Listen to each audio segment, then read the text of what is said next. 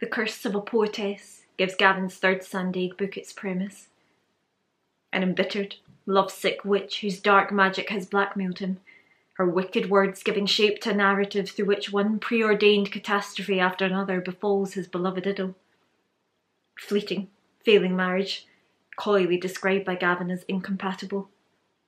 The car crash and subsequent injury, its debilitating consequences discussed at length. The decline of his paradise into a press-harassed liability. The imminent zoo incarceration of the otters whom fans all around the world adore. Every disaster is laid bare in the page, then laid out for all to see and read at my sinister sorceress's feet. For near 20 years, I have prayed to God, to the Buddha, even to the spirit of the Sandaig waterfall, that I would be granted my rightful place at the centre of Gavin's life. Now at long last, here I am, the apex of his hatred. With a gentlemanly flourish of full discretion, Gavin declines to publish my name in his new book.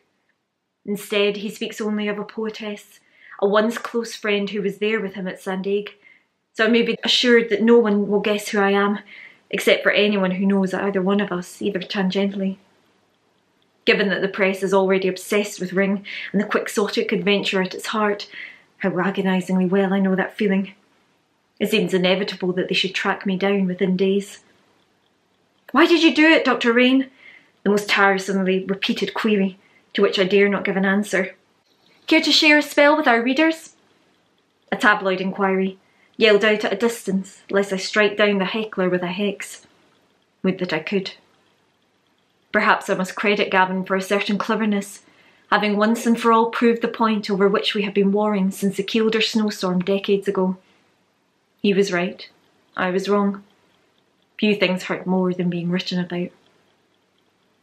To my great shame, if this shame can grow greater, the barrage of coarse journalistic curiosity starts to assault the college's august walls, the great elephant-eared doors scrolling shut as, once again in Girton's history, male marauders must be barred at the gate. And yet even locked doors cannot stop letters. Within weeks, I found myself subject to a deluge like that which flowed through Gavin's letterbox before his Harpoon at a Venture book launch. Envelopes pour in, fevered scribbles expressing not congratulations but furious and often downright mad condemnation. "How could you?" The same angry sentence scrawled by different hands, sent on mismatched notelets whose enraged passage is paid for by squint, unseasonable Christmas stamps. Witchcraft proves the most popular accusation against me, although plain evil appears more than once. "How dare you summon such wickedness against an innocent young man like Major Maxwell?" demands one indignant miss. That Gavin is over 50 seems irrelevant to her point. Perhaps his Peter Pan energy will never dim for his legions of devoted fans. For me, the magic is long gone from Neverland. "Calc," hisses an anonymous note, the single word scratched in red across a strip of coarse brown paper. Even untranslated, the harsh vortex of foreign sounds communicates contempt, but I must look up their meaning to be sure. Gaelic. Old hag. If being barricaded inside the college while such correspondence arrives is bad, then London is worse. The city morphs into my Salem as I walk the streets shamefaced, weighed down and despoiled by an indelible witch's mark. Humiliation feels hot, yet oddly pure and almost Puritan. I seem to be infected with a medieval psychic pestilence that causes acquaintances to avert their eyes or even cross the road to avoid contamination. I might as well wear a scarlet letter affixed to my chest, but which one for a hated old harpy? No A for adulteress. Gavin never wanted me that way.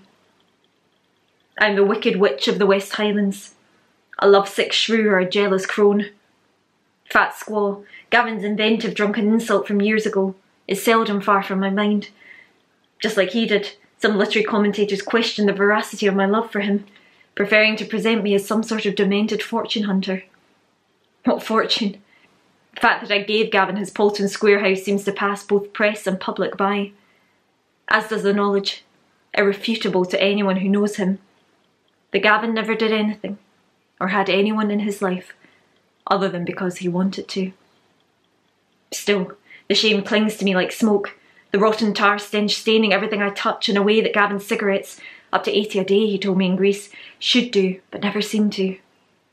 The wild idea runs through my mind that I might write to Lavinia, seeking unlikely solidarity because we are survivors of the same disaster. Of course, I cannot. Lavinia occupies a social sphere far beyond my reach. Our momentary collision are merely a sign that I have overspun my own orbit. Besides, our two situations do not tally. Gavin wed Lavinia, and when her suffering grew too great to bear, Lavinia left Gavin. I have none of her validity. I had none of her good sense. Yet again, I am alone. Bookcases only gather to comfort me in my college rooms are the new, foreign-feeling Paultons. One night, I reach for Harpoon, ignoring the inscription that I can no longer bear to read, and rattling furiously past its opening pages until I find the sentence I seek. He had moored the boat in such a way that when the tide went back in, it was lifted by a rock below the keel and capsized. But he was not likely to remember his inefficiencies when he had so desirable a scapegoat as the witch woman to bear them into legend.